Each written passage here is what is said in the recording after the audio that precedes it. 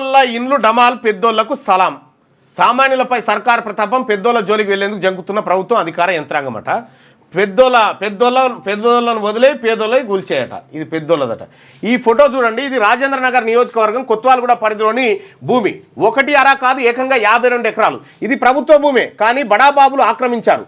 డాక్యుమెంట్లు చూపి న్యాయస్థానాలను ఆశ్రయించారు. కోర్టులో కేసుండగానే భూములు చేతులు మారాయి. కోట్లాది రూపాయల లావాదేవీలు జరిగాయి. ఫంక్షన్ హాలు, ఇతరత్ర నిర్మాణాలు వెలిశాయి. ఈ నేపథ్యంలో రంగారెడ్డి జిల్లా కోర్టు 52 ఎకరాల భూమి ప్రభుత్వందేనని, ప్రైవేటు వ్యక్తులకు కాదని నిరుడు డిసెంబర్లో తీర్పు చెప్పింది.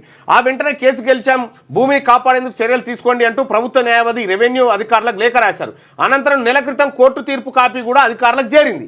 కానీ ఆ భూమి వంక అధికారులు కన్నెత్తి చూసిన దాఖలా లేవు. కేవలం ఒక బోర్డు మాత్రమే, అది కూడా నిర్మాణదారులకు ఇబ్బంది కలగకుండా పక్కాగా పాతేసి చేతులు దులుపుకున్నారు. ఆ భూమిని స్వాధీనం చేసుకోరా అని నమస్తే తెలంగాణ ప్రశ్నిస్తే ప్రతి ఒక్క అధికారి చెప్పే సమాధానం ఒక్కటే, ఉన్నతాధికారిని అడగండి.